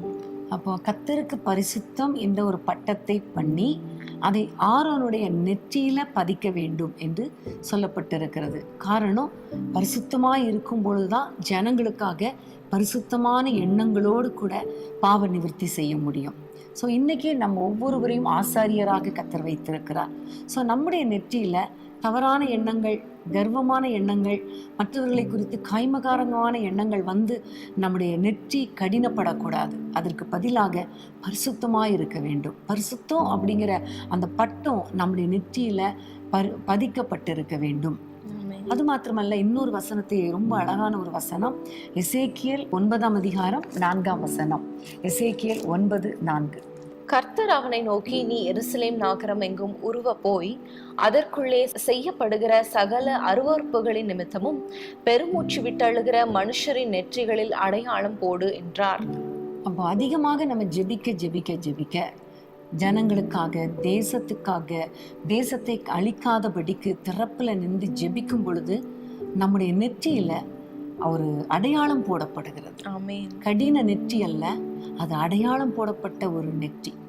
அப்போ நம்ம ஆண்டவரிடத்துல கேட்க போற, ஆண்டவரே, என்னுடைய கடினமான எண்ணங்கள், கடினமான நினைவுகள், மேட்டிமையான காரியங்கள், பாவமான எண்ணங்கள், பொறாமையான காய்மகாரமான எண்ணங்கள் எல்லாவற்றையும் எடுத்து விட்டு நான் ஜனங்களுக்காக அழுது ஜெபிக்கணும் ஆண்டவரே. அப்போதானே என் நெற்றியில ஒரு அடையாளம் போடப்படும் என்று நம்ம ஜெபிக்கும் பொழுது கண்டிப்பா நம்முடைய நெற்றியில ஒரு நல்ல ஒரு அடையாளத்தை கர்த்தர் போடுவார். அதன் விளைவு நம்ம சங்கரிக்கப்பட மாட்டோம், பாதுகாப்பு உண்டாகும். ஆமேன். ஸோ நம்ம முதல்ல பார்த்தோம் கடின முகம், அப்புறம் முகத்திலேயே கடின நெற்றியை நம்ம பார்த்தோம். இப்போ நம்ம பார்க்க போகிற காரியம் அதே வசனம் தான். எசேக்கியேல் 3ஆம் அதிகாரம் 7ஆம் வசனத்தை வாசிப்போம். எசேக்கியேல் 3:7. இஸ்ரவேல் வீட்டாரோவெனில் உனக்கு செவி கொடுக்க மாட்டார்கள், எனக்கே செவி கொடுக்க மாட்டோம் என்கிறார்களே. இஸ்ரவேல் வம்சத்தார் அனைவரும் கடினமான நெற்றியும் முரட்டாட்டம் உள்ள இருதயமும் உள்ளவர்கள். இதே காரியத்தை 2ஆம் அதிகாரம் 4ஆம் வசனத்திலையும் நம்ம பார்க்கிறோம். கடின முகமும் முரட்டாட்டமான இருதயமும். இங்கே பார்க்கிறோம் கடின நெற்றியும் முரட்டாட்டமான இருதயமும். இது ஆங்கில வேதாகமத்தில் பார்த்தா ஹார்ட் ஹார்ட்டட் அப்படின்னு போட்டிருக்கு. இப்போ கடின இருதயம். ஸோ கடின முகம், கடின நெற்றி, இங்கே பார்க்குறோம் கடின இருதயம். அவங்களுக்குள்ளே ஒரு கடின இருதயம் இருக்கிறத நம்ம பார்க்குறோம். அதனால தான் ஆண்டவருக்கே செவி கொடுக்க மாட்டேங்கிறாங்க. ஆண்டவருக்கே செவி கொடுக்காதவங்க எப்படிப்பட்டவங்க இல்லையா? ஸோ முரட்டாட்டமான கடின இருதயமுடைய ஜனங்கள். ஆனால் அவங்க இஸ்ரவேல் புத்திரர் தான். இஸ்ரவேல் புத்திரரே கடின இருதயமா இருக்கும் பொழுது மற்றவங்க எவ்வளோ கடினமா இருப்பாங்க இல்லையா? பார்வோன் கூட இஸ்ரவேல் ஜனங்களை போக விடாதபடிக்கு அவர் தன்னுடைய இருதயத்தை கடினப்படுத்தி கொண்டார் என்று யாத்திராகமம் 8:15 வாசிக்கிறோம். அந்த வசனத்தை நம்ம வாசிக்கலாம். லகு உண்டாயிற்று என்று பார்வோன் கண்டபோதோ தன் இருதயத்தை கடினப்படுத்தி அவர்களுக்கு செவி கொடாமற் போனான். கர்த்தர் சொல்லியிருந்தபடி ஆயிற்று. தொடர்ந்து யாத்திராகமம் 9:34-35 வசனங்களையும் நான் வாசிக்கலாம். மழையும் கல்மழையும் இடி முழக்கமும் நின்று போனதை பார்வோன் கண்டபோது அவனும் அவன் ஊழியக்காரரும் பின்னும் பாவம் செய்து தங்கள் இருதயத்தை கடினப்படுத்தினார்கள். கர்த்தர் மோசேயை கொண்டு சொல்லியிருந்தபடியே பார்வோனின் இருதயம் கடினப்பட்டது, அவன் இஸ்ரவேல் புத்திரரை போக விடவில்லை. ஸோ இங்க நம்ம பார்க்கிறோம், பார்வோன் தன்னுடைய இருதயத்தை கடினப்படுத்தி கொண்டான். ஆண்டவருடைய சித்தம் நிறைவேறாதபடிக்கு, ஜனங்கள் ஆண்டவரை தொழுது கூட விடாதபடிக்கு அப்படி ஒரு கடினமாய் அவங்களை நடத்தின பார்வோனை நம்ம பார்க்கிறோம். ஆண்டவருடைய வார்த்தைக்கு கீழ்ப்படியாத பொழுது இருதயம் கடினப்படுகிறது. அப்புறம் பாவம் செய்து தன்னுடைய இருதயத்தை கடினப்படுத்தினான் என்று வேதத்துல பார்க்கிறோம். அடிக்கடி பாவம் செய்யறதுனால இருதயத்தை கடினப்படுகிறதை நம்ம பார்க்கிறோம். வேதத்திலே ஒரு அருமையான வசனம் உண்டு, அடிக்கடி கடிந்து கொள்ளப்பட்டும் தன் இருதயத்தை கடினப்படுத்துகிறவன் சகாயமின்றி சடுதியிலே நாசமடைவான். ஆண்டவர் அடிக்கடி சொல்லிட்டே இருக்கிறாரு, இந்த வாதம் வந்துரும், அது வந்துரும், இது வந்துரும், ஜனங்களை போக விடுங்கிறாரு. ஆனா அவன் கீழ்ப்படிய மாட்டேங்கிறான். கடிந்து கொள்ளப்பட்டாலும் தன்னுடைய இருதயத்தை கடினப்படுத்தினான். விளைவு, அவனுடைய தலைச்சன் பிள்ளைகள் எல்லாரும் அழிக்கப்பட்டார்கள் தேசத்துல. அது மாத்திரமில்ல, திரும்பவும் கடினப்படுத்தினான் தன்னுடைய இருதயத்தை. கடைசியில நடந்தது, சகாயமின்றி சடுதியில் நாசமடைந்தான். அந்த வசனத்தின் படியே செங்கடல்ல கம்ப்ளீட்டா எல்லாரும் மரித்து போனார்கள். ஸோ உங்களுடைய வாழ்க்கையில இருதயத்தை கடினப்படுத்தக்கூடாது. எப்பவுமே பாவம் செய்து கர்த்தருடைய ஆலோசனையை, சிட்சையை நம்ம கேட்காமல், கர்த்தர் நம்மை கடிந்து கொள்ளும் பொழுது, அல்லது நம்முடைய குடும்பத்தினர் அல்லது பெற்றோர் நம்மை கடிந்து கொள்ளும் பொழுது அதுக்கு கீழ்ப்படியாமல் நம்முடைய இருதயத்தை கடினப்படுத்தும் பொழுது நிச்சயமா அழிவுதான் உண்டு. ஆனா அதே வேளையில ஆண்டவரை நோக்கி நம்ம கெஞ்சும் போது கண்டிப்பா கர்த்தர் நமக்கு விடுதலை கொடுப்பார். ஆமென். கர்த்தருக்கு ஸ்தோத்திரம். ஸோ கடினப்படுத்துதல் என்று சொல்லும்போது சில காரியங்களை நம்ம வேதத்திலிருந்து நம்ம பார்க்கலாம். மார்க் 16:14 அதன் பின்பு 11 போஜன பந்தியில் இருக்கையில் அவர்களுக்கு அவர் தரிசனமாகி, உயிர் தெழுந்திருந்த தம்மை கண்டவர்களை அவர்கள் நம்பாமற் போனது நிமித்தம் அவர்களுடைய அவிசுவாசத்தை குறித்தும் இருதய கடினத்தை குறித்தும் அவர்களை கடிந்து கொண்டார். இங்கே ஒரு அருமையான வசனம், ஆண்டவர் உயிரோடு எழுந்தார் என்கிற அந்த செய்தியை கொண்டு வந்து சீஷர்கள் சொன்ன பொழுது ஒரு சில சீஷர்கள் நம்பலை இல்லையா? உதாரணமா தோமா நம்பலை, மற்றும் சில சீஷர்கள் நம்பலை. உயிர் தெழுந்ததை நம்பாமல் போனதை குறித்து ஆண்டவர் சொல்லுகிறார், அது இருதயத்தை கடினப்படுத்துவது என்று கடிந்து கொள்ளுகிறார். ஸோ நிறைய நேரங்களில் பிரச்சனைகள், போராட்டங்கள் வரும் பொழுது, அல்லது அன்எக்ஸ்பெக்டடாக ஏதாவது காரியங்கள் நடக்கும் பொழுது நம்ம ஆண்டவரை நம்பாமல் போனால், அவர் உயிரோடு இருக்கிறார், அவர் நமக்காக யாவையும் செய்வார் என்று நம்ம நம்பாமல் போகும் பொழுது அது நம்முடைய இருதய கடினத்தை குறிக்கிறது. யோபுடைய வாழ்க்கையில் எவ்வளோ பிரச்சனைகள், போராட்டங்கள், ஆனால் அவர் சொல்லுகிறாரு, என் மீட்பர் உயிரோடு இருக்கிறார். ஸோ ஒவ்வொரு நாளும் நம்ம சொல்லணும், என் மீட்பர் உயிரோடு இருக்கிறார். அப்போ ஆண்டவர் உயிர் தெழலை, ஆண்டவர் உயிர் தெழுந்திருப்பாரே, ஆனால் ஏன் எனக்கு என் வாழ்க்கையில கஷ்டம் அப்படின்னு நம்ம சொன்னோம்னா, நம்முடைய இருதயம் கடினப்பட்ட ஒரு இருதயம் என்பதை நாம் அறிந்து கொள்ளணும். அது மாத்திரமல்ல, ஆண்டவருடைய வசனத்தை நம்ம ஏற்றுக்கொள்ளாத ஒரு இருதயமும் கடின இருதயம் என்று பார்க்கிறோம். விதைக்கிறவனை குறித்து ஒரு உவமையை ஆண்டவர் சொல்லும் பொழுது, சில விதைகள் கற்பாறையான நிலத்தை விழுந்த பொழுது முளைத்தது, ஆனா வளரல. காரணம், அது வேர் கொள்வதற்கு மண் இல்லை, அது ஹார்டா இருக்குது, அந்த வேர் உள்ள போக முடியல. அப்போ நம்முடைய வாழ்க்கையில வசனத்தை நம்ம ஏற்றுக்கொள்ள முடியாதபடிக்கு இருக்கிற காரியங்கள், அது ஒரு கல்லான கடினமான இருதயமாய் மாறிவிடுகிறது. ஸோ ஒவ்வொரு நாளும் நம்முடைய வாழ்க்கையில வசனத்துக்கு முதலிடம் கொடுக்கணும், ஆண்டவருக்கு முதலிடம் கொடுக்கணும். கர்த்தரை நம்ம நோக்கி பார்க்கும் பொழுதுதான் நம்முடைய இருதயத்துல ஒரு நல்ல ஒரு சமாதானத்தை, ஒரு சாஃப்ட் நேச்சரை கர்த்தர் கொடுப்பார். ஆமென். ஆமென். எசேக்கியேல் 11:19 நம்ம வாசிக்கும் பொழுது ஆண்டவர் அங்க ஒரு அருமையான காரியத்தை சொல்லுகிறார். அவர்கள் என் கட்டளைகளின்படி நடந்து என் நியாயங்களை கைக்கொண்டு அவைகளின்படி செய்ய நான் அவர்களுக்கு ஏக இருதயத்தை தந்து அவர்கள் உள்ளத்தில் புதிய ஆவியை கொடுத்து கல்லான இருதயத்தை அவர்கள் மாம்சத்திலிருந்து எடுத்து போட்டு சதையான இருதயத்தை அவர்களுக்கு அருளுவேன். ஹல்லேலூயா. ஆமென். ஸோ ஆண்டவர் ஒரு இருதயத்தை கொடுக்கிறார். எப்பொழுதுனா அந்த ஆவி நம்ம இடத்துல வரும் பொழுது, பரிசுத்த ஆவியை நம்ம பெற்றுக்கொள்ளும் போது நம்ம அந்த கல்லான இருதயத்தை அவர் நீக்கி போட்டு சதையான இருதயத்தை நம்மளுக்கு கொடுப்பார். ஆமென். அப்போ அந்த ஹார்ட்லாம் போயிடும். நல்ல ஒரு அருமையான ஒரு சாஃப்டான கர்த்தருடைய வார்த்தையை ஏற்றுக்கொள்ளுகிற, கர்த்தரை விசுவாசிக்கிற, கர்த்தருக்கு பிரியமான ஒரு இருதயத்தை ஆண்டவர் கொடுப்பார். ஆமென். நீதிமொழிகளில் ஒரு அருமையான வசனம் உண்டு, எல்லா காவலோடும் உன் இருதயத்தை காத்துக்கொள். ஸோ இருதயத்தை ஆண்டவர் நல்ல கல்லான இருதயத்தெல்லாம் எடுத்து போட்டுட்டு சதையான இருதயத்தெல்லாம் கர்த்தர் கொடுத்து புதிய ஆவியெல்லாம் கொடுக்கிறாரு. ஆனால் அந்த நேரத்தில் நம்முடைய இருதயத்தை காத்துக்கொள்ளணும். தேவையில்லாத அவிசுவாச எண்ணங்களோ சாத்தானின் தந்திரங்களோ உள்ள புகுந்து நம்முடைய இருதயத்தை கடினப்படுத்தி விடாதபடிக்கு நம்ம பாதுகாத்து கொள்ள வேண்டும். ஏனென்றால் அந்த வசனம் அழகாய் சொல்லுகிறது, அதனிடத்து நின்று ஜீவ நீரூற்று புறப்படும். ஆமேன். ஜீவ ஊற்று புறப்படும். அப்போ ஜீவ ஊற்று அப்படின்னாலே அது பரிசுத்த ஆவியின் அபிஷேகத்துக்கு அடையாளமா இருக்கிறது. அப்போ நம்முடைய இருதயத்தை நம்ம காத்துக்கொள்ளணும். ஆமென். பிரியமானவர்களே, நம்ம கடைசியாக இன்னும் ஒரே ஒரு காரியத்தை நம்ம பார்த்து நம்ம ஜெபிக்க போகிறோம். வேதத்தை திறந்து கொள்ளுங்கள். எசேக்கியேல் 3ஆம் அதிகாரம் 6ஆம் வசனத்தை நம்ம வாசிக்க கேட்போம். விளங்காத பேச்சும் தாங்கள் சொல்லும் வார்த்தைகளை நீ அறியாத கடினமான பாஷையும் உள்ள அநேகமான ஜனங்களிடத்திற்கு நீ அனுப்பப்படவில்லை. நான் அவர்களிடத்திற்கு உன்னை அனுப்பினாலும் அவர்கள் உனக்கு செவி கொடுப்பார்களோ? இங்க ஒரு ஜாதி, ஒரு ஜனங்களை நம்ம பார்க்கிறோம். இஸ்ரவேல் ஜனங்கள் தான். ஆனா அவர்களிடத்துல காணப்படுகிற முக்கியமான ஒரு காரியம் என்ன தெரியுமா? கடின பாஷை. ஆமென். அதாவது கடினமான வார்த்தைகள், ஹார்ட் வேர்ட்ஸ்.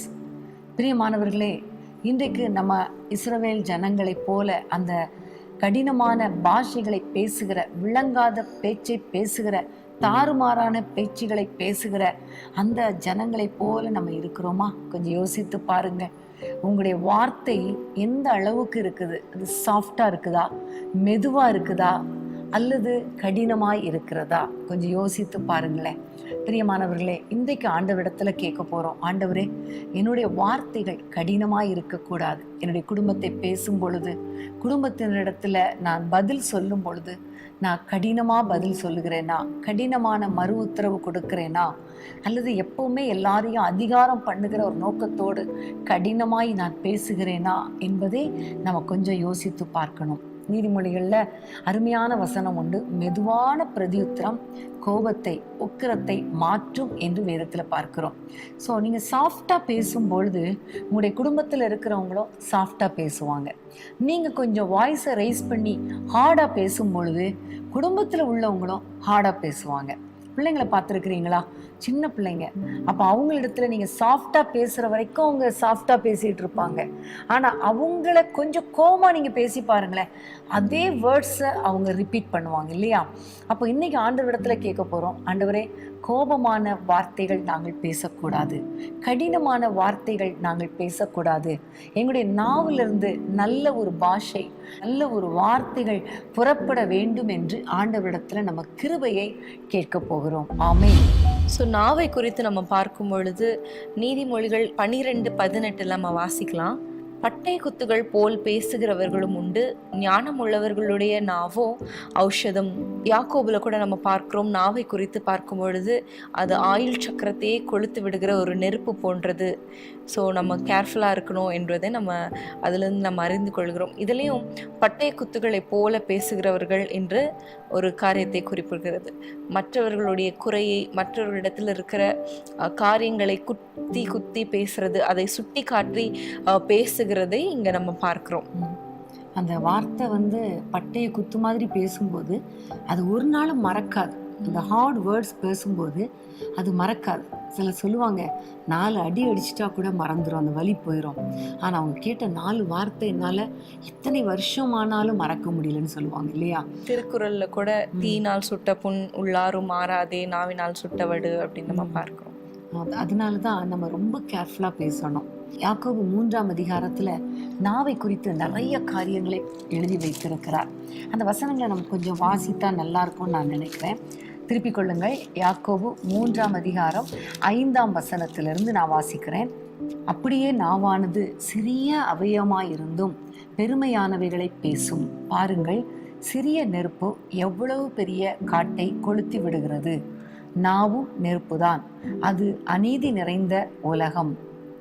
நம்முடைய அவயவங்களில் நாவானது முழு சரீரத்தையும் கரைப்படுத்தி ஆயுள் சக்கரத்தை கொளுத்தி விடுகிறதாயும் நரக அக்கினியினால் கொளுத்தப்படுகிறதாயும் இருக்கிறது. 8ஆம் வசனம், நாவை அடக்க ஒரு மனுஷனாலும் கூடாது, அது அடங்காத பொல்லாங்குள்ளதும் சாவுக்கேதுவான விஷம் நிறைந்ததுமாய் இருக்கிறது. அதனாலே நாம் பிதாவாகிய தேவனை துதிக்கிறோம். தேவனுடைய சாயலின்படி உண்டாக்கப்பட்ட மனுஷரை அதனாலேயே சபிக்கிறோம். துதித்திலும் சபித்திலும் ஒரே வாயிலிருந்து புறப்படுகிறது. என் சகோதரரே, இப்படி இருக்கலாகாது. ஆமேன். அப்போ துதிக்கிறது, சபிக்கிறது எல்லாமே ஒரே வாயிலிருந்து வரக்கூடாது என்பதை ரொம்ப தெளிவாக யாக்கோபு எழுதியிருக்கிறார். அப்போ ஒரு கேள்வி வருது, எப்பொழுது நம்முடைய நாவு மாறும் என்பதை நம்ம கொஞ்சம் யோசித்து பார்க்கணும். முதல்ல பார்த்தோம்னா மத்தேயில் ஒரு அருமையான வசனம் உண்டு, இருதயத்தின் நிறைவினால் வாய் பேசும். ஸோ இருதயம் ஹார்டாக இருந்தால் கண்டிப்பாக வேர்ட்ஸ் ஹார்டாக தான் இருக்கும். ஸோ நம்முடைய உள்ளத்துக்குள்ள தேவையில்லாத காரியங்கள், விரோதங்கள், கலகங்கள், இப்படிப்பட்ட காரியங்கள் எல்லாம் நம்ம தேக்கி வைத்து கொண்டே இருந்தால் வாயிலிருந்து வர்ற வார்த்தை ஹார்டாக வரும், கடினமாக வரும். அதே வேளையில் நம்முடைய இருதயத்தை வசனத்தினால நம்ம நிரப்பி இருந்தோம்னா எப்பவும் வசனம் தான் வரும். யாரையும் கண்டிக்கணும்னா கூட வசனம் இப்படி சொல்லியிருக்கிறதே, நீ அதன்படி நடக்கணுமே என்று அழகா ஆலோசனை கொடுக்க முடியும். அதனால தான் ஒவ்வொரு நாளும் நிறைய வசனங்களை வாசிக்கணும், அதை தியானிக்கணும். ஒரு வசனத்தையாவது மனப்பாடம் பண்ணி உள்ளத்தில் வைக்கும் பொழுது அந்த வசனம் அந்த வாயிலிருந்து வெளிப்படும். ஆமே. இன்னொரு பக்கம் நமக்குள்ளே அன்பு இருக்கணும். இருதயத்துக்குள்ள அன்பு நிறைந்திருந்தா வாயில வர்ற வார்த்தை எப்படிப்பட்ட வார்த்தை வரும்னா அன்பான வார்த்தைகள் வரும். நமக்கு அன்பு இல்லாததுனால தானே கோவமா பேசுறோம்.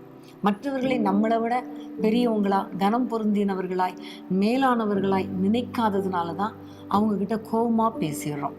ஸோ இன்னைக்கு ஆண்டவரிடத்துல கேட்க போறோம், ஆண்டவர் ஒரு தெய்வீக அன்பினால எங்களை நிரப்புங்க.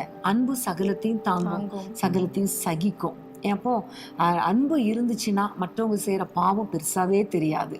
அதனால ஆண்டவரிடத்துல கேட்கணும், சகோதர சிநேகத்தை தாங்கப்பா, சகோதரர்களை நாங்கள் குற்றப்படுத்தக்கூடாது. அன்பு இருந்தால் குற்றப்படுத்த மாட்டோம்.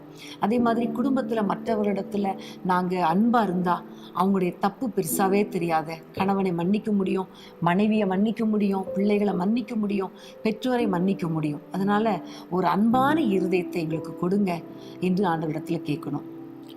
அடுத்ததாக நம்ம பார்க்கும் பொழுது அந்த நாவு ஒரு கடின பாஷையாய், கடின வார்த்தைகளை பேசுகிற நாவு எப்படி ஆசீர்வாதமான வார்த்தைகளை பேசக்கூடியதாய் மாறுகிறது என்று சொல்லும் பொழுது ஏசாயா நமக்கு நினைவுக்கு வருகிறது. ஏசாயா 6ஆம் அதிகாரத்தில் பார்க்கிறோம். ஏசாயா தேவனுடைய பிரசன்னத்தினால ஆலயம் நிரம்பி இருந்த பொழுது அந்த பிரசன்னத்தில் அவர் பார்க்கிறார், தன்னுடைய அசுத்தத்தை பார்த்து அவர் சொல்லுகிறார், ஐயோ நான் அசுத்த உதடுகளுள்ள மனுஷன், அசுத்த உதடுகளுள்ள மனுஷர்களிடத்திலே வாசம் பண்ணுகிறேன் என்று பேசுகிறார். அப்போ இவர் எப்படி அசுத்தமான காரியங்களை பேசுகிறார் என்று பார்த்தா அதுக்கு முன்னாடி உள்ள அதிகாரம் வரைக்கும் பார்க்கும் பொழுது அவர்களுக்கு ஐயோ, இவர்களுக்கு ஐயோ, அப்படி செய்கிறவங்களுக்கு ஐயோ, இப்படி செய்கிறவங்களுக்கு ஐயோன்னு சாபமான வார்த்தைகளை பேசிட்டு இருப்பார். கடைசியில் 6ஆம் அதிகாரத்தில் தான் சொல்றார், ஐயோ நானே சரியில்லையே என்று அவர் பேசுகிறார். என்னுடைய வார்த்தையே கடினமான இருக்கிறதே, அசுத்தமான பாஷை பேசுகிறேனே என்று அவர் சொல்லுகிறார். அப்பொழுதுதான் நடந்த காரியம், ஒரு தூதன் ஒரு அக்கினி தழல்ல இருந்து அக்கினி எடுத்துட்டு வந்து ஏசாயாவின் நாவில் வைத்த பொழுது அந்த அக்கினி அவருடைய வார்த்தைகளை மாற்றியது. அதுக்கு பிறகு பார்த்தா 9ஆம் அதிகாரத்துல கர்த்தருடைய பிறப்பை குறித்து சொல்லுகிறார். எல்லா ஜனங்களுக்கும் சந்தோஷம் உண்டாகும் என்று சொல்லுகிறார். நிறைய ஆசீர்வாதமான வார்த்தைகளை, சந்தோஷமான வார்த்தைகளை, தட்டி எழுப்புகிற வார்த்தைகளை அவர் தீர்க்க தரிசனமாக சொன்னதை பார்க்கிறோம். அவருடைய வார்த்தைகள் அப்படியே புரட்டப்பட்டதை நம்ம பார்க்கிறோம். ஸோ நம்முடைய வாழ்க்கையிலையும் அபிஷேகத்தை ஆண்டவரே தாங்கன்னு கேட்கணும். அபிஷேகத்தால் எங்களை நிரப்புங்கப்பான்னு கேட்கும் பொழுது கண்டிப்பாக நம்முடைய நாவின் வார்த்தைகள், கடின வார்த்தைகள் மாறி நல்ல ஆசீர்வாதமான வார்த்தைகளாக மாறும். சீஷர்களுடைய வாழ்க்கையில் கூட நம்ம பார்க்கிறோம். அப்போஸ்தலர் 2ஆம் அதிகாரத்துல அவங்க மேல அக்கினிமயமான நாவுகள் போல அந்த எரிகிற ஜுவாலை அபிஷேகம் வந்து இறங்கியது. அது வரைக்கும் அவங்களுடைய வாழ்க்கையை பார்க்கும் பொழுது ஜெபம் பண்ண சொன்னால் ஜெபம் பண்ண மாட்டாங்க, ஏதாவது ஒருத்தரை குற்றம் கண்டுபிடிச்சிட்டு இருப்பாங்க, அப்புறம் யூதர்களுக்கு பயந்துட்டு இருப்பாங்க, அப்புறம் பேதுருவை பார்த்தா மறுதளிச்சிட்டு இருப்பாரு, அப்புறம் பேதுரு ஆண்டவருக்கே ஆலோசனை சொல்லுவார். சிலர் சொல்லுவாங்க நான் தான் பெரியவன் நீ தான் பெரியவன் சொல்லுவாங்க, யாரு ஆண்டவர் பக்கத்தில் உட்கார முடியுமாங்க. இப்படி ஏதாவது பேசிகிட்டே இருப்பாங்க, நாவு ஹார்டாகவே பேசிகிட்டு இருக்கோம். ஆனால் அப்போஸ்தலர் 2ஆம் அதிகாரத்தில் அவருடைய நாவில் ஒரு அக்கினி இறங்கியது. அந்நிய பாஷைகளை அவர்கள் பேச ஆரம்பித்தார்கள், பேச தொடங்கினார்கள். அதுக்கு பிறகு அவருடைய பேச்சை பார்த்தா, அப்போஸ்தலர் நடவடிக்கைகள் முழுவதும் பார்த்தா ரொம்ப வித்தியாசம். பயந்து போன பேதுரு சொல்கிறாரு, யூதர்களே இன்னைக்கு பாருங்க எங்க மேல ஒரு அபிஷேகம் இறங்கி இருக்கிறதுன்னு சொல்றாரு. அவரை நான் அறியேன்னு சொன்ன அதே பேதுரு சொல்லுகிறாரு, ஆண்டவரை தேவன் மரித்தோரிலிருந்து எழுப்பினார், நீங்க அவரை கொலை பண்ணினீங்க, அதற்கு நான் சாட்சியா இருக்கிறேன்னு சொல்றாரு. அது மாத்திரமல்ல, ஜெப வேளை வரும்பொழுது ஜெபிக்க ஆரம்பிச்சிடுறாங்க. முன்ன ஜெபிக்க மாட்டாங்க, ஆனா இப்போ ஜெபிக்க ஆரம்பித்துட்டாங்க. அப்புறம் இது எல்லாரையும் வாக்குவாதம் பண்ணிட்டு பெரியவன் நான் சொல்லிட்டு இருந்த அதே பேதுரு பார்க்கும் பொழுது, யோவானையும் பார்க்கும் பொழுது 3ஆம் அதிகாரத்துல பிரவி சப்பானியை பார்த்து, எங்களிடத்துல இருக்கிறது உனக்கு தர, இயேசுவின் நாமத்தினால எழும்பு என்று சொல்லி இயேசுவின் நாமத்தை உச்சரிக்கிறவர்களாக நம்ம பார்க்கிறோம். அற்புதங்களை செய்கிற நாவாக அவர்கள் நாவுகள் மாறுகிறத பார்க்கிறோம். இன்னைக்கு நம்முடைய வாழ்க்கையில ஆண்டவரே கடினமா பேசி பேசி, எல்லாரையும் வெட்டி வெட்டி பேசி பேசி, நெகட்டிவா பேசி பேசி என்னத்தை கண்டோம், என்னத்தை சாதிச்சோம்? இன்னைக்கு ஆண்டவரே உடைய அக்கினி எங்க நாவுல விழட்டும். இந்த கடினமான பாஷை பேசுகிற நாவை ஆண்டவரை ஆசீர்வாதமான, தட்டி எழுப்புகிற, பாசிட்டிவான தேவனுடைய வார்த்தைகளை பேசுகிற ஆசீர்வாதமான உதடுகளாக எங்களை மாற்றுங்கப்பா. நம்ம கேட்கும்போது கண்டிப்பா ஆண்டவருடைய அக்கினி அபிஷேகம் நம்ம நாவின் மேல இறங்கி வரும். நம்முடைய நாவில் அந்நிய பாஷைகளை பேச பேச, அவரை துதிக்க துதிக்க நம்முடைய நாவுல ஒரு நல்ல பாஷையை கத்தர் கொடுப்பார், சாஃப்டான பாஷையை கத்தர் கொடுப்பார். ஆமென். இதை சொல்லும்போது பைபிளில் இருக்கிற ஒரு சம்பவம் எனக்கு ஞாபகத்துக்கு வருது. யாத்திராகமம் 3ஆம் அதிகாரத்தில் மோசே ஒரு முட்செடியை பார்க்குறான். முட்செடியில் அக்கினி எரிகிறது. அப்போ முட்செடி எரிகிறது, அக்கினி எரிகிறது, ஆனால் அது வெந்து போகாமல் இருக்கிறதை பார்த்த உடனே மோசே சொல்கிறாரு, நான் கிட்ட போய் அந்த அற்புத காட்சியை பார்ப்பேன்னு சொல்றார். இப்போ முட்செடி கிட்ட யாராவது போக முடியுமா? யாராவது போகுமா? ஏன்னா முள்ளு குத்திரும். அப்போ அந்த நாட்கள்லாம் நம்ம காட்டில் நீலாம் பார்த்துருக்க மாட்டேன். நாங்கள்லாம் சின்ன பிள்ளைகளாக இருக்கும்போது எங்களுடைய கிராமங்களில், எங்களுடைய ஊரில் பெரிய பெரிய முள்ளாக இருக்கும், அவ்வளோ நீளம் கூட இருக்கும். செருப்பு போட்டு போனால் கூட அந்த முள் குத்திச்சுன்னா செருப்பை தாண்டி உள்ள வந்து குத்திரும். அப்படிப்பட்ட முள்கள் நிறைந்த ஒரு செடி. ஆனால் முச்செடி கிட்ட யாரும் போக மாட்டாங்க. ஆனால் மோசே கிட்ட போய் பார்க்குற அப்படின்னு சொல்கிறார். காரணம் என்ன தெரியுமா? அந்த முச்செடி மேலே எரிந்த அந்த அக்கினி எரிந்ததுனால முச்செடி கீழே இருந்த முட்கள் கூட குத்தலை. அப்போ நம்முடைய நாவு இதுவரைக்கும் முள்ளு மாதிரி குத்திட்டு இருக்கலாம். ஆனால் அக்கினி இறங்கும் போது, நம்முடைய நாவில் அபிஷேகம் வரும் பொழுது, அந்த முள்ளான காரியங்கள் எல்லாம் மாறி நல்ல எல்லாரையும் குத்துற வார்த்தைகள் அல்ல, எல்லாரையும் ஆறுதல் படுத்துகிற வார்த்தைகளை கொடுக்கும்படி கர்த்தர் கிருபை பாராட்டுவார். கடின பாஷைகளை மாற்றி ஆறுதல் படுத்துகிற ஆசீர்வாதமான வார்த்தைகளை கர்த்தர் நமக்கு கொடுப்பார். ஸோ நம்ம ஆண்டவரிடத்துல கேட்கணும், எனக்கு அபிஷேகத்தை தாங்க, ஆவியில நிரம்பி ஜெபிக்கணும், அந்நிய பாஷைகளை பேசணும், அக்கினியினால சுட்டரிச்சு போட்டுருங்க தேவையில்லாத பேச்சுக்களை அப்படின்னு நம்ம கேட்கும்போது ஆண்டவர் சுட்டரித்து போட்டு நமக்கு அந்நிய பாஷைகளை கொடுத்து நல்ல ஒரு சாஃப்ட் பாஷையை கற்றுக் கொடுப்பார், மெதுவான பிரதியுத்தரத்தை கொடுப்பார். பட்டய குத்துகள் போல பேசுகிறவர்கள் உண்டுன்னு சொல்ற அந்த வசனத்துல ஞானம் உள்ளவர்களுடைய நாவோ ஔஷதம் என்று சொல்லப்பட்டிருக்கிறது. ஔஷதம் அப்படின்னா என்ன அர்த்தம் தெரியுமா? மெடிசின். அப்போ ஞானம் உள்ளவருடைய நாவு, ஞானமா பேசுகிற நாவு, யாராவது ஒருவர் காயப்பட்டிருந்தா கூட அவங்களுக்கு அது ஒரு மெடிசின் மாதிரி ஆரோக்கியத்தை கொடுக்கும். ஸோ இன்னைக்கு நம்ம ஆண்டவரிடத்துல கேட்க போறோம், நாங்கள் மற்றவர்களை ஆறுதல் படுத்துறவங்களா இருக்கணும், ஆசீர்வதிக்கிறவங்களா இருக்கணும், வேதனைப்படுத்துறவங்களாக.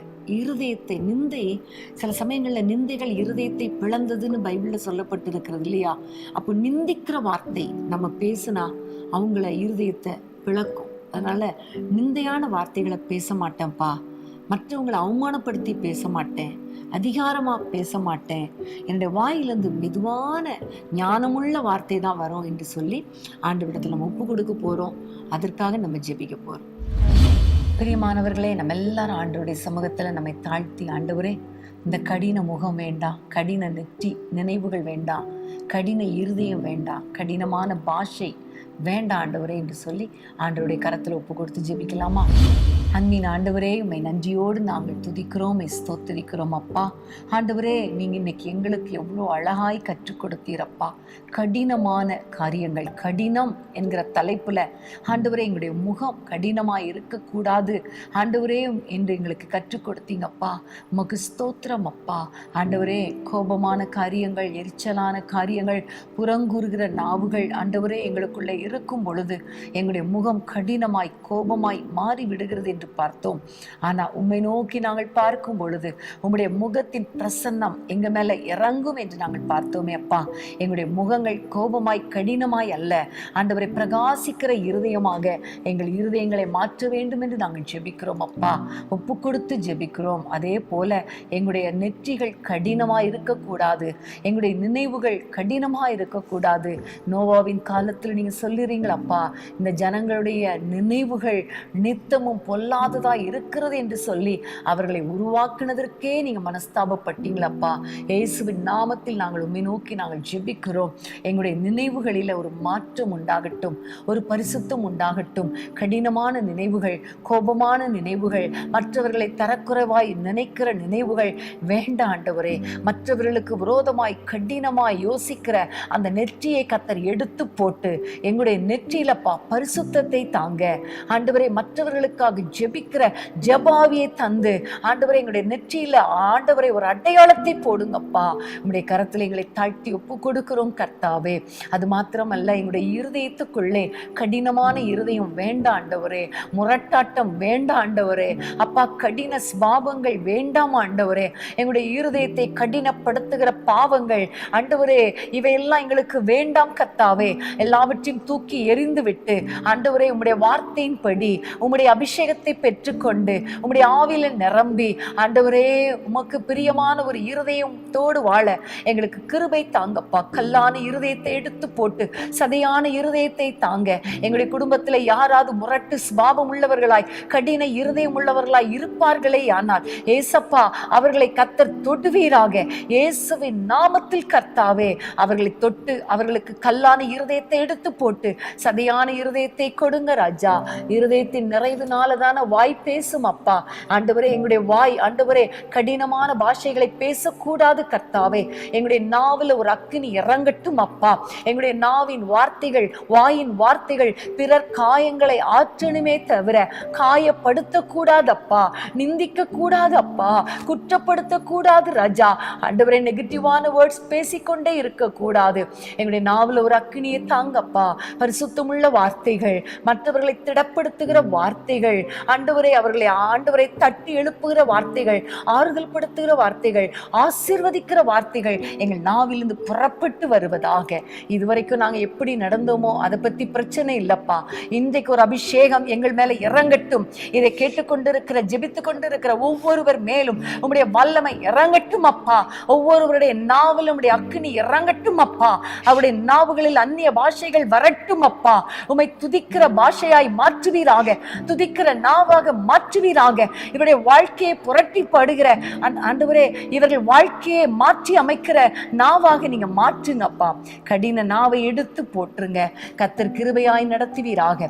எங்கள் ஜெபங்களை கேட்டதற்காய் ஸ்தோத்திரம் அப்பா. ஆண்டவரே எங்களுடைய ஜெபங்களை எல்லாம் கேட்டு நாங்கள் கலகம் பண்ணுகிறவர்களாக அல்ல, கடினமானவர்களாக அல்ல ஆண்டவரே, உம்முடைய நாமத்தை மைமைப்படுத்துகிறவர்களாக, உமக்கு உகந்த பிள்ளைகளாக வாழ எங்கள் ஒவ்வொருவருக்கும் கிருபை தாரும். எங்கள் ஜெபத்தை கேட்டதற்காய் நன்றி. இயேசுவின் நாமத்தில் பிதாவே, ஆமேன் ஆமேன். பிரியமானவர்களே, இன்றைக்கும் எசேக்கியேல் 2ஆம் அதிகாரத்திலிருந்து ஆண்டவர் அநேக காரியங்களை நமக்கு கற்றுக் கொடுத்தார். முதலாவதாக கலகக்காரரை குறித்து நம்ம பார்த்தோம். கலகக்காரர் என்றால் யார் என்று பார்க்கும் பொழுது, அவிசுவாசமான வார்த்தைகளை பேசுகிறவர்கள், கர்த்தரை விட்டு தூரம் போகிறவர்கள், ஆண்டவருடைய வசனத்துக்கு கீழ்ப்படியாதவர்கள், பரிசுத்த ஆவியை விசனப்படுத்துகிறவர்கள், முறுமுறுக்கிறவர்கள், மாத்திரமல்ல பிறரோடு சண்டை போடுகிறவர்கள் என்று நம்ம பார்த்தோம். இப்படிப்பட்ட காரியங்கள் எல்லாம் நம்ம இடத்துல இருக்கக்கூடாது என்று ஒவ்வொரு நாளும் நம்ம ஜாக்கிரதையா இருக்கும் பொழுது ஆண்டவருக்கு பிரியமான இஸ்ரவேலராய் நாமும் காணப்படுவோம். அடுத்ததாக கடின முகம் எப்பொழுது நம்ம இடத்துல காணப்படும் என்று பார்க்கும் பொழுது, நம்ம எரிச்சலாய் இருக்கும் பொழுது, பிறர் மீது பொறாமை கொள்ளும் பொழுது, நம்ம புறம் கூறும் போது, துன்மார்க்கமாய் நடக்கும் பொழுது நம்முடைய முகம் கடினமாக கோபமாக காணப்படும் என்பதை நம்ம அறிந்து கொண்டோம். ஆனா அதே நேரத்துல மோசே குறித்து நம்ம பார்க்கும் பொழுது, ஆண்டவருடைய பிரசன்னத்துல இருந்த மோசேயுடைய முகம் பிரகாசமா இருந்தது என்று நம்ம வாசிக்கிறோம். சோ ஆண்டவருடைய பிரசன்னத்துல நம்ம தரித்து இருக்கும் பொழுது ஆண்டவருடைய முக பிரகாசம் நம்மேல் வீசும். பிரியமானவர்களே, அடுத்ததாக நம்ம பார்த்தோம் கடினமான நெற்றி. நெற்றி என்று சொல்லும் பொழுது நம்முடைய சிந்தையை குறிக்கிறது இல்லையா? நம்முடைய யோசனைகள், பலவிதமான தீய யோசனைகள், தீய சிந்தனைகள் நம்ம நெற்றியில காணப்படுமானால் இன்றைக்கு ஆண்டவர் இடத்துல ஒப்பு கொடுங்க. ஆண்டவரே, பரிசுத்தமான ஒரு யோசனைகள், பரிசுத்தமான ஒரு சிந்தை எனக்கு தாங்க. எசேக்கியேல் 9ஆம் அதிகாரத்துல வாசிச்சது போல பிறருக்காக அழுத ஜெபிக்கிறவர்களுடைய நெத்தியில முத்திரை போடுவாங்க என்று நம்ம வாசிக்கிறோம். ஸோ அப்படிப்பட்ட ஒரு நெத்தியா இருக்கணும்.